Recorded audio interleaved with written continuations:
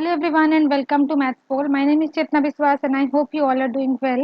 Group theory का जो important topic है आज का वो है class equation. So without wasting any time, let's get started. Let G be a finite group. Then आएगा यहाँ पे then expressing order of G as a sum of cardinality of distinct conjugate classes. इसी को हम बोलते हैं class equation. Okay, मतलब जब हम G को लिखते हैं as a union of classes, A for A यहाँ से आ रहा है, या फिर इसको ऐसे भी लिख सकते हैं union of class A I for I one two N. क्योंकि फाइनाइट ग्रुप है तो ये एन आएगा यहाँ पे. तो अगर मैं इसका ऑर्डर लिखूँ तो क्योंकि सारी क्लासेस डिसजॉइंट होती है, ये बन जाएगा summation N from one to infinity class of A I का ऑर्डर.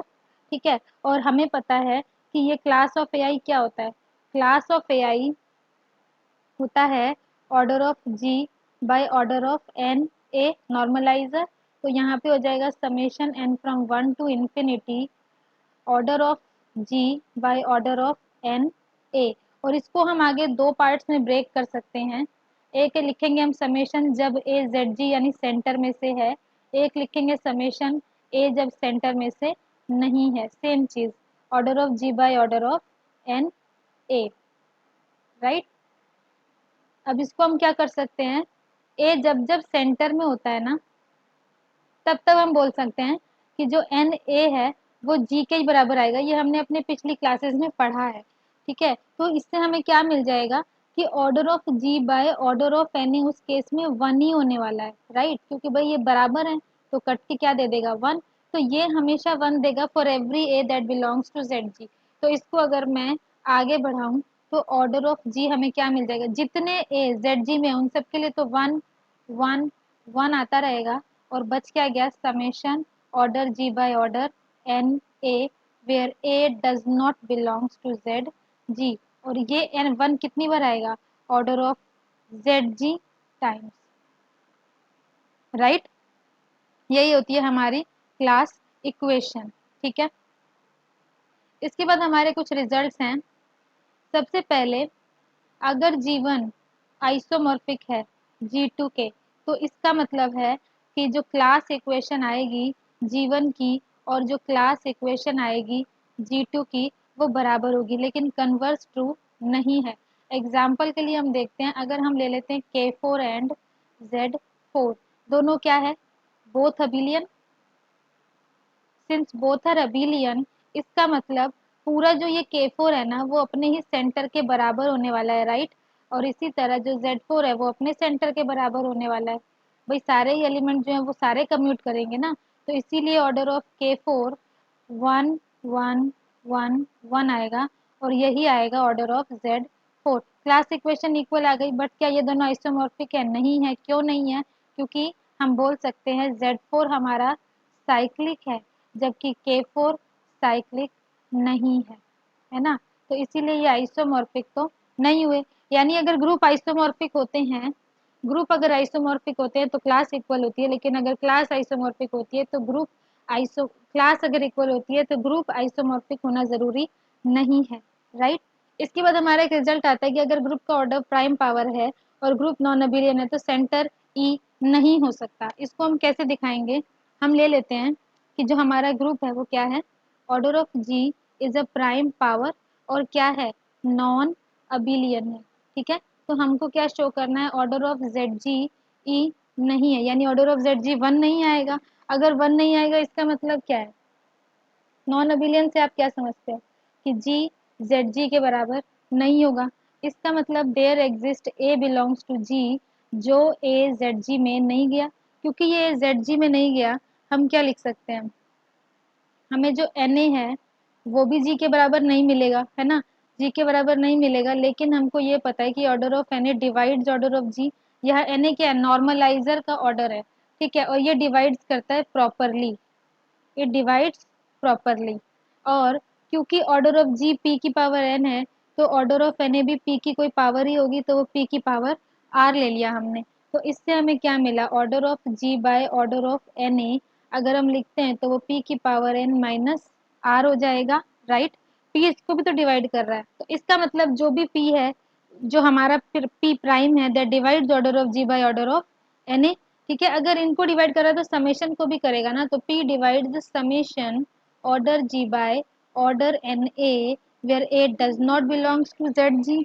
तो यहाँ से हमको क्या मिला, P divides summation of order G by order Na where A does not belongs to Z G। Summation मिल गया। और हमें क्या पता है, जो ऑर्डर ऑफ जी होता है वो क्या होता है, 1 + 1 + 1। ये मैं क्लास इक्वेशन लिख रही हूँ, A does not belongs to Z G order of G by order N A. अब देखो पी ऑर्डर जी को भी डिवाइड करता है, पी समेशन को भी डिवाइड करता है। इन दोनों को अगर एक साइड में ले लूँ तो पी इस पार्ट को भी डिवाइड करेगा, but this is nothing but order of G times 1 1 1। तो अगर पी इसको डिवाइड कर रहा है, पी इसको डिवाइड कर रहा है, तो P must divide order of Z G, है ना। इसीलिए ये 1 नहीं हो सकता, क्योंकि अगर ये 1 होता तो प्राइम उसको डिवाइड ही नहीं करता। हेंस प्रूव्ड कि हमारा ऑर्डर G, हमारा order ZG can not be 1। यानी जो हमारा, अगर हम ऑर्डर ZG लिखेंगे तो डज नॉट इक्वल टू 1 आएगा, अगर हम ZG लेंगे that is not equal to E आएगा, राइट। तो आई होप ये छोटी सी मिस्टेक आप समझोगे। एक ही बात है, अगर ऑर्डर ZG 1 नहीं हो सकता इसका मतलब ZG E नहीं हो सकता, राइट। क्योंकि जी ZG ग्रुप तो होता ही है, तो स्मॉलेस्ट एलिमेंट या स्मॉलेस्ट ऑर्डर का जो ग्रुप बनेगा वो E वाला बनेगा, है ना। तो ये समझ में आ गया। इसी से हम आगे एक रिजल्ट बनाते हैं कि अगर प्राइम पावर है, हमने अभी पीछे क्या रिजल्ट देखा कि अगर order of G prime power है, नॉन अबिलियन है, तो इस केस में जेड जी क्या होता है, ई नहीं हो सकता। यानी ऑर्डर ऑफ जेड जी क्या नहीं हो सकता, 1 नहीं हो सकता। इसी का एक पर्टिकुलर केस ले लिया, अगर पी क्यूब ले लिया, उस केस में जो ऑर्डर जेड जी है वो पी होगा। ये देखेंगे कैसे होता है। देखो सेम चीज ली, नॉन अबिलियन लिया, तो अब देखो order Z G divides order N A divides order G, right. ये हमारा होता है, हमेशा डिवाइड करेगा फॉर एवरी ए। अब हम क्या देखेंगे, लेकिन अगर नॉन अबिलियन है ना तो ये इक्वल नहीं हो सकता, ये इक्वल नहीं हो सकता, यानी ये प्रॉपर ही डिवाइड करेगा, इक्वल नहीं हो सकता, क्योंकि इक्वल तभी होगा जब अबिलियन होगा, बट यहाँ क्या दिया है, नॉन अबिलियन दिया है। अब देखो पी हमने क्या ले लिया, पी क्यूब ले लिया। अब केसेस बनाओ, 1 हो नहीं सकता क्योंकि हमने पीछे देखा है, तो यहाँ पे या तो पी होगा या पी स्क्वायर होगा या पी क्यूब होगा। लेकिन पी क्यूब तो नहीं हो सकता, क्योंकि इन दोनों के बीच में फिर यहाँ भी पी क्यूब ही आना पड़ेगा, और हमें क्या चाहिए, इक्वल तभी हो पाएगा जब अबिलियन हो। नॉन अबिलियन है तो ये केस पॉसिबल नहीं है। पी स्क्वायर देखते हैं, यहाँ पे पी क्यूब है तो यहाँ पे क्या आएगा, यहाँ पे दो चॉइसेस है, या तो पी स्क्वायर आ जाए या P cube. P square divides P square भी नहीं हो सकता क्योंकि प्रॉपर डिवाइड होना चाहिए, और P square divides P cube भी नहीं हो सकता क्योंकि उसमें ये प्रॉपर डिवाइड होना चाहिए, डिवाइड होना चाहिए। तो ये दोनों केसेस पॉसिबल नहीं है। अब यहाँ पी स्क्वायर हो सकता है, राइट। तो यही ओनली पॉसिबल केस है कि order of Z G has to be P in this particular case where order of G is P cube and group is non abelian, right. एक हम देख लेते हैं Q8। Q8 का सेंटर क्या होता है, Q8 क्या होता है, Q8 होता है +-1 +-i +-j +-k, ये ग्रुप होता है।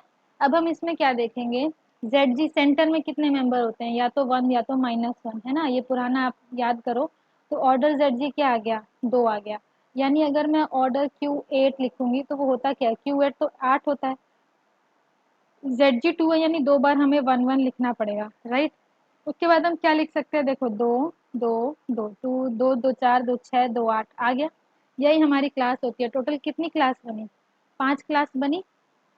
इसी से हमारा एक रिजल्ट बनता है, वो रिजल्ट है ऑर्डर ऑफ जी अगर P⁻³ है और ग्रुप क्या है, नॉन अबिलियन, तो जो total number of conjugate classes होंगी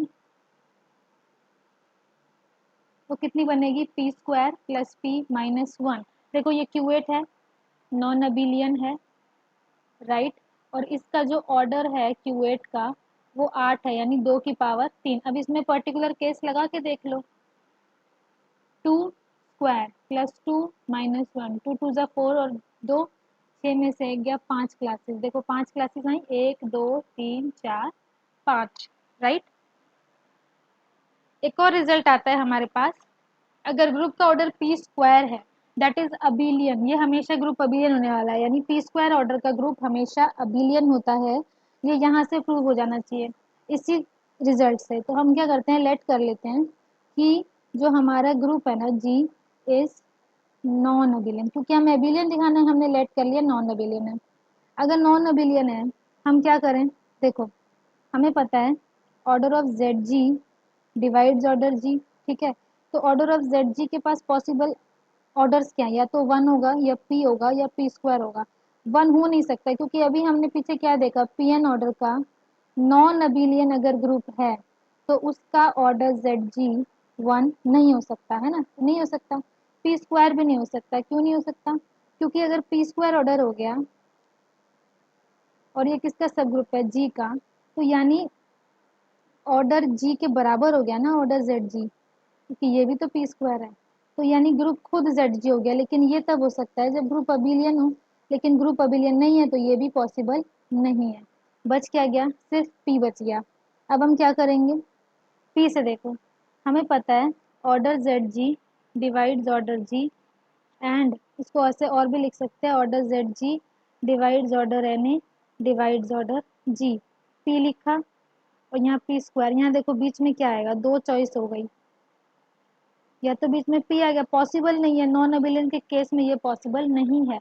और पी स्क्वायर में ये दोनों बराबर हो गए, ये भी पॉसिबल नहीं है भाई, ये तभी हो सकता है जब वो अबिलियन हो, अदरवाइज एग्जैक्टली प्रॉपरली डिवाइड करता है, ठीक है। तो यानी बराबर नहीं हो सकता ये और ये, तो ये अबिलियन, यानी सारे केसेस कट हो गए ना, ये तो हो नहीं सकता। इसका मतलब जो हमारा अजम्पशन था दैट वाज रॉन्ग, हम आ गए एक कॉन्ट्राडिक्शन पे। हेंस जो हमारा जी है it has to be abelian, right. अच्छा, अब देखो अगर order of G six square है तो क्या ये अबिलियन हो गया, नहीं। मैंने क्या बोला, it has to be a prime power, यानी order of G five square seven square ये सब प्राइम स्क्वायर होना चाहिए। उस केस में हम बोलेंगे कि ये हमेशा अबिलियन होगा। यहाँ पे six, six is not a prime, right. अच्छा, अगर order of G P square है तो अब इस केस में देखो या तो G iso to Z P square होगा या आइसो होगा Z P cross Z P के, राइट। दोनों ही अबिलियन है और दोनों की क्लास क्या आएगी, वन प्लस वन कितनी बार, पी स्क्वायर टाइम्स, राइट। अब देख लेते हैं एक ऐसा ग्रुप जिसका ऑर्डर है 3 into 7 यानी 21। हमको क्या देखना है, इसकी क्लास इक्वेशन बनानी है। सिंपल सा लॉजिक है, देखो ऑर्डर ऑफ जेड जी, ये बहुत जरूरी रिजल्ट है, divides order of N A divides order G, इसका यूज करना है। ऑर्डर जी क्या है 21। अब देखो पॉसिबल क्या क्या हो सकता है वो लगाएंगे। एक केस बना लो 1 21, 1 21, यहाँ पे देखो 27 21, यहाँ पे देखो 21 दिया है ना, प्लस जो ग्रुप है वो हमारा नॉन अबिलियन भी दिया हुआ है, तो उसकी क्योंकि अबिलियन की क्लास इक्वेशन बनाने को बोलेगा ही नहीं, अगर अबिलियन की बोली तो चुपचाप उतनी बार एक लिख के कितनी बार ऑर्डर जी टाइम्स। ये तो कब होगा, जब अबिलियन होगा, और कभी सवाल अबिलियन का पूछेगा ही नहीं भाई, सबसे आसान होता है ना। तो अब नॉन अबिलियन ही देखना है। देखो या तो यहाँ पे 7 आएगा या यहाँ पे 3, इसके अलावा कोई पॉसिबल केस नहीं है, क्योंकि ये बराबर नहीं हो सकते ना, बराबर सिर्फ अबिलियन के केस में होता है। दूसरा देखो अगर जेड जी 3 हो गया तो 3/7, 3/3, और तो कुछ नहीं हो सकता। एक 3/21 भी होता है, यहाँ भी देख लो 1/21 डिवाइड ये हो सकता है। और 7/3 तो हो नहीं सकता क्योंकि छोटा है। 7/7, 7/21 ये पॉसिबल केसेस हो गए। अब देखो ये पॉसिबल नहीं है क्योंकि ये बराबर हो गया, ये पॉसिबल नहीं है क्योंकि डिवाइड ही नहीं करता, ये बराबर हो गया तो पॉसिबल नहीं है, ये बराबर हो गया पॉसिबल नहीं है, ये छोटा है पॉसिबल नहीं है, बराबर है पॉसिबल नहीं है, बराबर है, तो बच क्या गया, यही दो केसेस बच गए, राइट। तो यानी क्लास एन ए या तो 7 हो सकता है या 3 हो सकता है, और क्लास ऑफ ए क्या हो गया, क्लास ऑफ ए हो गया order G by order N A. Class में ना हम ऑर्डर का निशान नहीं लगाते, ये वाला लगाते हैं, क्यों, कार्डिनैलिटी वाला निशान लगाएंगे कि क्लास जरूरी नहीं है कि ग्रुप बनाए, ठीक है। तो ये क्या हो गया 21/7 और 21/3, यानी या तो 3 हो सकता है या 7, यानी 3 7 और 1 के समेशन में हम 21 को कैसे लिख सकते हैं, 1 + 3 + 7, देखो 7 और 3 10 से 11 हो गया, इसमें और एक बार 7 और 3 मिला दिया तो अब ये 21 बन गया, ये हमारी क्लास इक्वेशन बन गई, राइट। अगर ग्रुप का ऑर्डर पी स्क्वायर है, पी ऑड प्राइम है, तो सेंटर वन ऑर्डर का ही होगा। सेम वही केस लगा दो भाई, नॉन अबिलियन भी लिखा है यहाँ पे, ग्रुप नॉन अबिलियन की ही बात करेंगे, तो नॉन अबिलियन ग्रुप है, ऑर्डर वन ही होगा। अब इसकी क्लास इक्वेशन कैसी बनेगी? क्लास इक्वेशन जी की, order G is equal to two P. अब इसमें क्या हो सकता है, एक तो सेंटर का वन तो आएगा ही, उसके बाद भी क्या आना चाहिए, पी आ गया, और दो दो दो, इसको आप याद भी कर सकते हो। इसको ऐसे बनाना है, पी सिर्फ एक ही बार होगा, क्योंकि अगर एक और बार हो गया पी, तो भाई वो तो ग्रुप के ऑर्डर को ही एक्सीड कर जाएगा ना। तो यहाँ लिख सकते हैं P only once, as otherwise it will exceed the order of group, right. एक और रिजल्ट है इसके बाद, अगर हमारा order of G P Q है और वो क्या है, नॉन अबिलियन, उस केस में भी हम यही बोलेंगे कि ऑर्डर ऑफ जेड जी हमारा वन ही होगा। इसको भी ऐसे अंडरलाइन कर लेते हैं, ये रिजल्ट भी बहुत जरूरी है। सेम उसी तरह डिवाइड कर करके देखेंगे, ठीक है। जैसे P divides P Q and P divides P Q, P divides P Q, देखो P में यहाँ Q आ सकता है, P आ सकता है, पी क्यू, ठीक है। इसी तरह Q के बना लो, Q P P Q, Q Q P Q, Q P Q P Q, और एक बन गया P Q P Q P Q. सारे केसेस लिख दिए। अब देखो, प्राइम तो डिवाइड नहीं करेगा, ये नहीं हो सकता, बराबर भी नहीं हो सकता क्योंकि एबिलियन नहीं है, ये भी बराबर हो गया, पॉसिबल नहीं है। प्राइम डिवाइड नहीं करेगा, पॉसिबल नहीं है, ये बराबर हो गया, नॉट पॉसिबल, ये बराबर, नॉट पॉसिबल, ये बराबर, ये नॉट पॉसिबल। बच क्या गया, देखो हमने जेड जी पी भी लेके देख लिया, क्यू भी लेके देख लिया, पी क्यू भी लेके देख लिया, तो ऑप्शन है ही नहीं, क्योंकि order of G P Q है और order of Z G must divides P Q. सारे पॉसिबल केस हो गए, सिर्फ क्या बचा कि order of Z G one ही ऑप्शन बचता है, तो यही हमारा फाइनल चॉइस हो गया, राइट। अब हमारा आता है एस एन और ए एन की क्लास इक्वेशन को कैसे लिखेंगे, ठीक है। तो देखो क्लास इक्वेशन क्या होती है, अगर मैं एस एन की बात कर रही हूँ, इसकी अगर मैं किसी सिग्मा की क्लास लूंगी, तो टाउ सिग्मा टाउ इनवर्स होगा कि नहीं होगा। अब ये सारी जो लेंथ होगी, इसको हम कैसे लिख सकते हैं, इसमें for all tau belongs to S N, ठीक है। इसका मतलब क्या है, set of all permutations with same cycle decomposition, वो इसके अंदर आ जाएगा, ठीक है। एक क्लास के अंदर सारी एक जैसी साइकिल आ जाएंगी जिनकी साइकिल डिकम्पोजिशन इक्वल है, ठीक है। और इसका नंबर ऑफ क्लास कितनी बनती है, नंबर ऑफ कॉन्जुगेट क्लासेस कितनी बनेगी, जितने नंबर ऑफ पार्टीशंस पॉसिबल है, ठीक है। तो एसएन में मैंने आपको ऑलरेडी भी बताया होगा कि एसएन में अगर हम देखते हैं, एक तो वन साइकिल हो गई, वन टू टाइप की साइकिल हो गई, वन टू थ्री टाइप की साइकिल हो गई, one two three four, SN में for particular I am taking S four, one two three four की साइकिल हो गई, और वन टू थ्री फोर। ये मैंने आपको पहले भी बोला है कि इसको याद कर लें कि अब क्या करेंगे, कितनी होती है, एक, छः, आठ, छः, तीन, number of cycle, number of sigma जिनका साइकिल डिकम्पोजिशन ऐसा है, यानी वन टू टाइप की कितनी मिलेंगी, छः, वन टू थ्री टाइप की इतनी, फोर लेंथ की कितनी इतनी, टू टू लेंथ की इतनी, ये ऑलरेडी लिखा है।